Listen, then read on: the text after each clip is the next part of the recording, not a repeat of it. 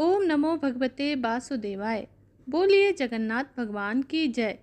राजा इंद्रदुम्न मालवा का राजा था, जिसके पिता का नाम भारत और माता का नाम सुमति था। राजा इंद्रदुम्न को सपने में भगवान जगन्नाथ जी के दर्शन हुए थे। कई ग्रंथों में राजा इंद्रदुम्न और उनके यज्ञ के बारे में विस्तार से बताया गया है। उन्होंने यहाँ कई विशाल यज्ञ किए और एक तालाब भी बनवाया था।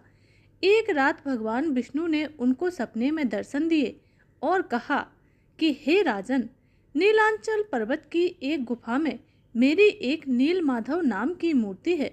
तुम एक मंदिर बनवाकर उस नील माधव की मूर्ति को उसमें स्थापित करो। सुबह उठते ही राजा ने अपने सेवकों को नीलांचल पर्वत की खोज में भेज दिया।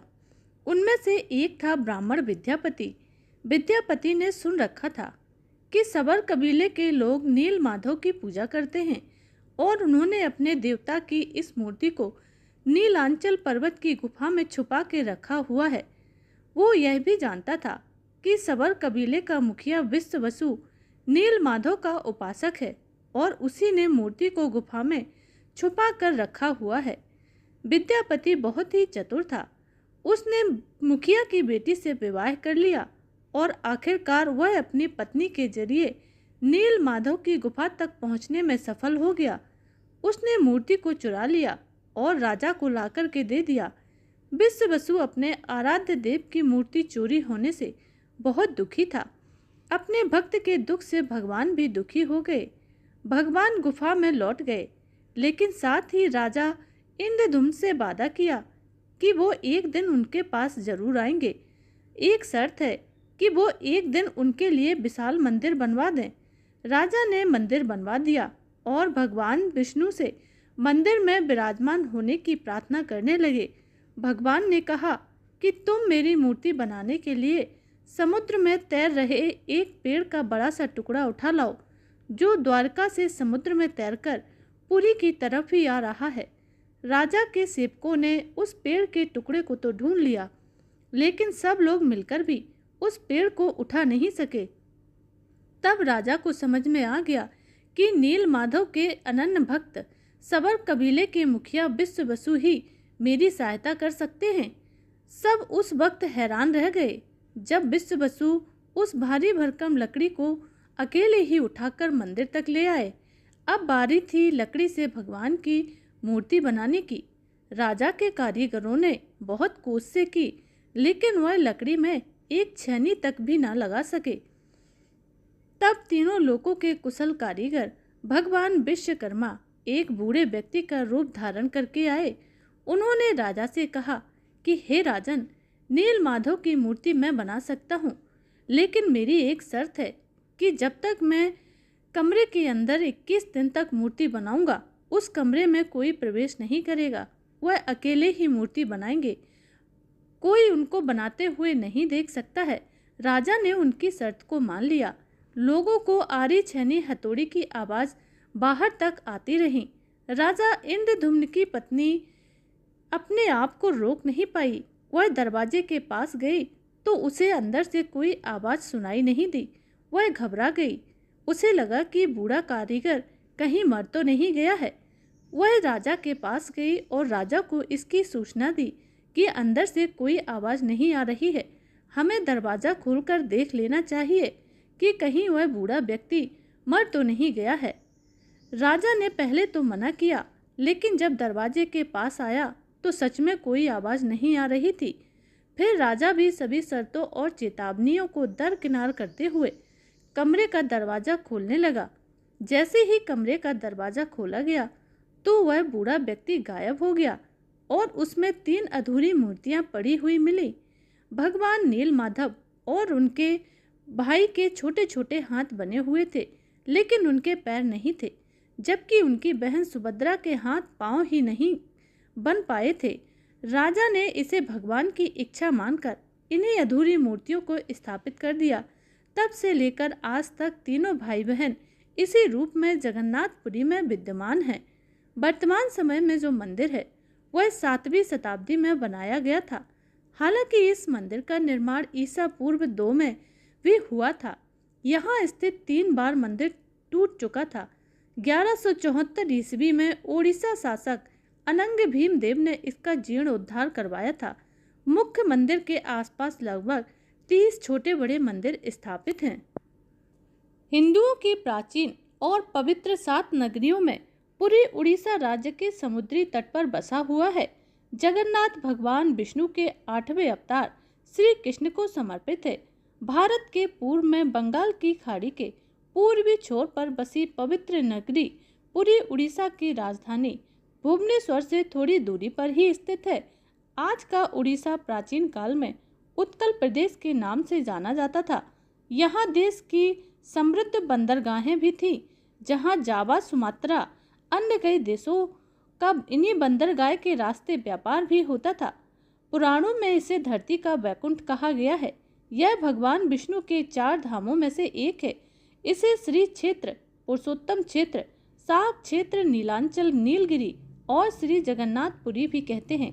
यहाँ लक्ष्मीपति विष्णु ने तरह तरह की लीलाएं की हैं। ब्रह्मा और स्कंद पुराण के अनुसार यहाँ भगवान विष्णु पुरुषोत्तम नील माधव के रूप में अवतरित हुए और सबर जनजाति के परम पूज्य देवता बन गए। सबर जनजाति के देवता होने के कारण यहाँ भगवान जगन्नाथ का रूप कबीलाई देवताओं की तरह ही है। पहले कबीले के लोग अपने देवताओं की मूर्तियों को लकड़ी से बनाते थे। जगन्नाथ मंदिर में सबर जनजाति के पुजारियों के अलावा ब्राह्मण पुजारी भी स्थित हैं। ज्येष्ठ पूर्णिमा से आषाढ़ पूर्णिमा तक सबर जाति के दैतापति जगन्नाथ जी की सारी रीतियां करवाते हैं। पुराणों के अनुसार नीलगिरी में पुरुषोत्तम हरि की पूजा की जाती है। पुरुषोत्तम हरि को यहाँ भगवान राम का स्वरूप माना गया है। सबसे प्राचीन मत्स्य पुराण में यह उल्लिखित है कि पुरुषोत्तम क्षेत्र की देवी बिमला हैं और यहाँ उनकी पूजा होती है। रामायण के उत्तरकांड के अनुसार भी भगवान राम ने रावण के भाई विभीषण को अपने इक्ष्वाकु वंश के कुल देवता भगवान जगन्नाथ की आराधना करने का आदेश दिया था। आज भी पुरी के श्री मंदिर में विभीषण वंदापना की परंपरा कायम है। स्कंद पुराण में पुरी धाम का भौगोलिक वर्णन प्राप्त होता है। स्कंद पुराण के ही अनुसार पुरी एक दक्षिणवर्ती शंख की तरह है और यह 5 कोस यानी कि 16 किलोमीटर क्षेत्र में फैला हुआ है। माना जाता है कि इसका लगभग 2 कोस क्षेत्र बंगाल की खाड़ी में डूब चुका है।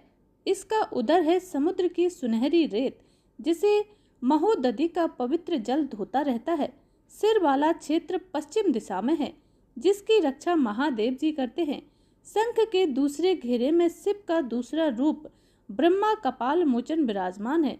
ऐसा माना जाता है कि भगवान ब्रह्मा का एक सिर महादेव की हथेली से चिपक गया था और वह यहीं आकर गिरा था। तभी से यहाँ पर महादेव की ब्रह्मा रूप में पूजा करते हैं। शंख के तीसरे व्रत में माँ बिमला और नाभि स्थल में भगवान जगन्नाथ रथ सिंहासन पर विराजमान है। भगवान जगन्नाथ जी की पूजा विधि। पूजा हमेशा पीले वस्त्रों को धारण करके ही करें। भगवान जगन्नाथ, सुभद्रा जी और बलभद्र के चित्र या मूर्ति की स्थापना करें।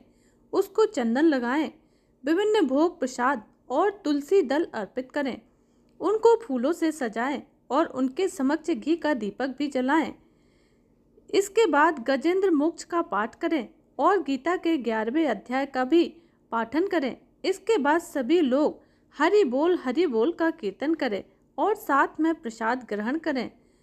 चैत मास में आने वाले चारों सोमवार को तिसुआ सोमवार कहा जाता है। इन सोमवार को भगवान श्री जगन्नाथ जी की उपासना की जाती है। पहले सोमवार को गुड़ से, दूसरे सोमवार को गुड़ और धनिया से, तीसरे सोमवार को पंचामृत से तथा चौथे सोमवार को कच्चा पक्का हर तरह का पकवान बनाकर भगवान को भोग लगाया जाता है। इसके पश्चात उनकी पूजा की जाती है।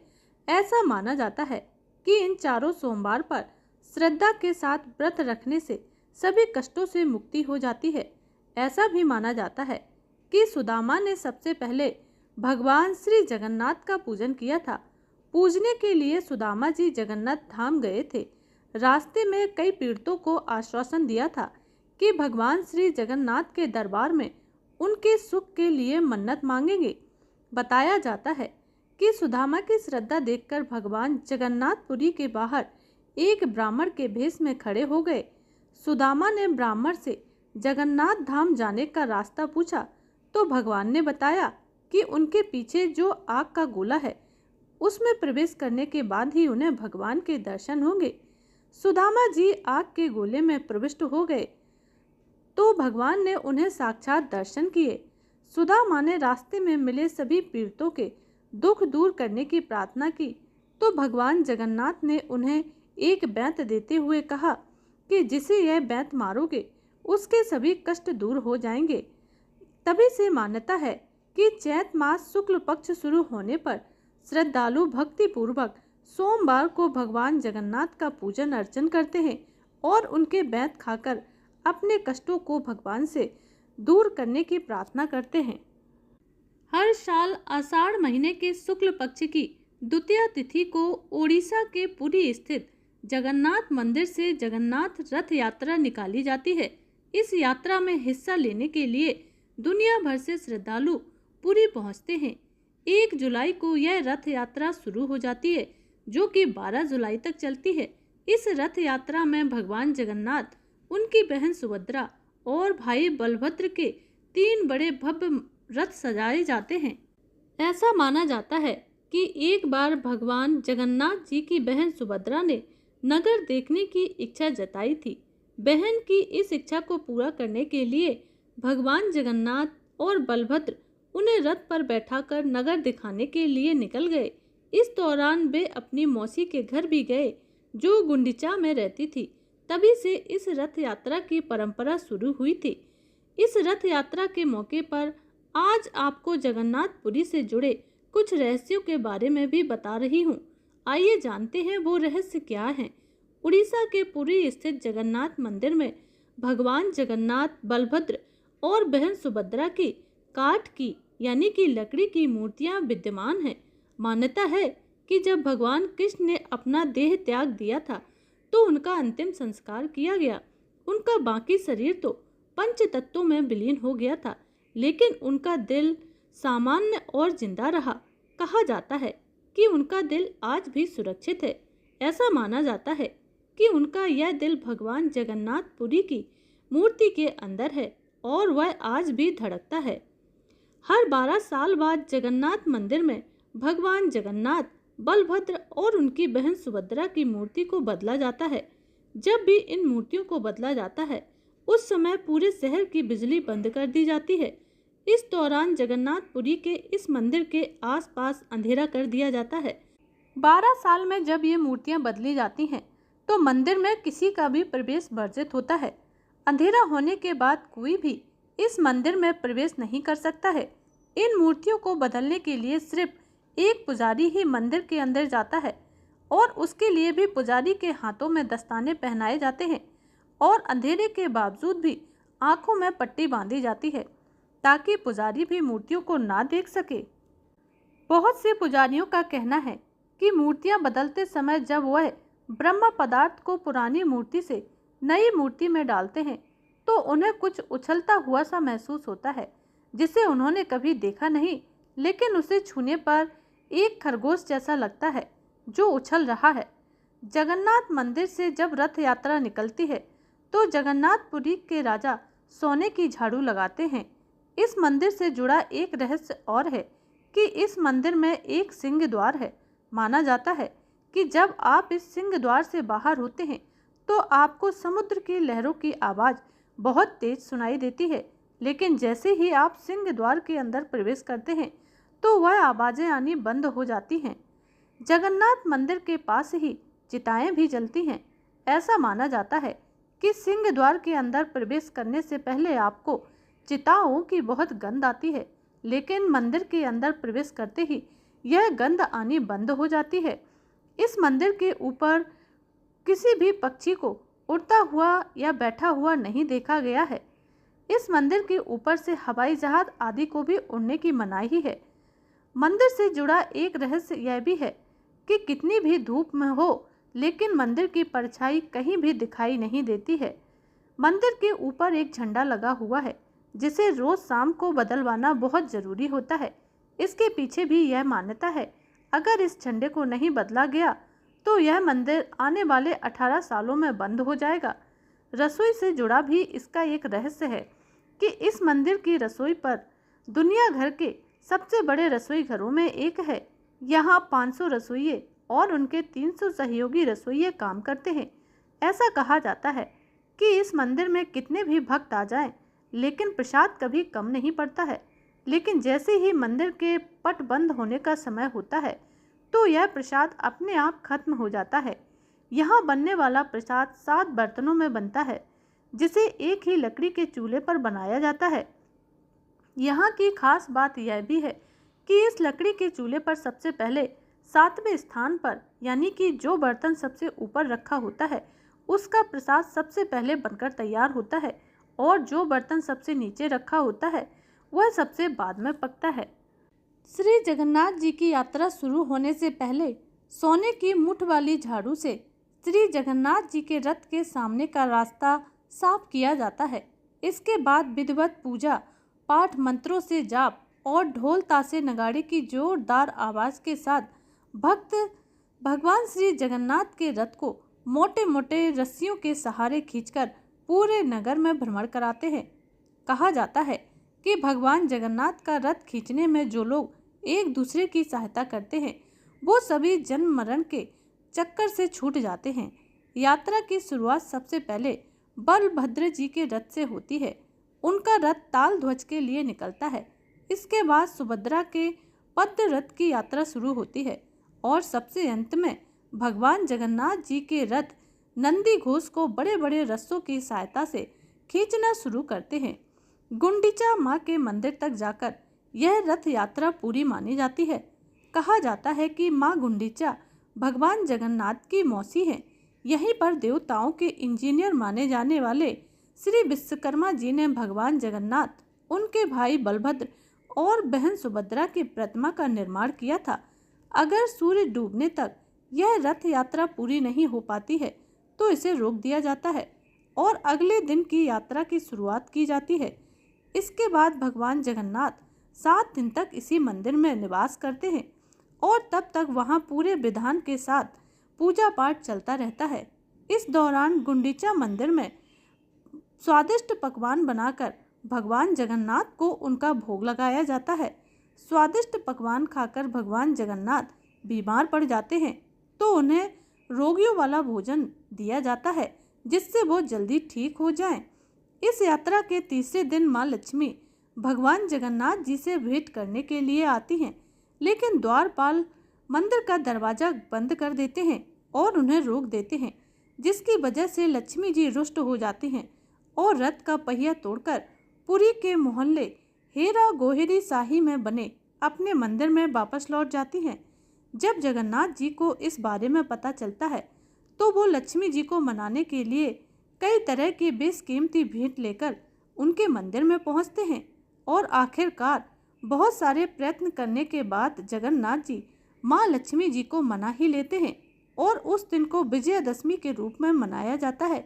इसके बाद रथ यात्रा की वापसी को बोहतड़ी गोचा के नाम से जश्न मनाते हैं और पूरे 9 दिन बाद भगवान जगन्नाथ जी अपने मंदिर में दोबारा प्रस्थान करते हैं। तो बोलिए भगवान जगन्नाथ की जय।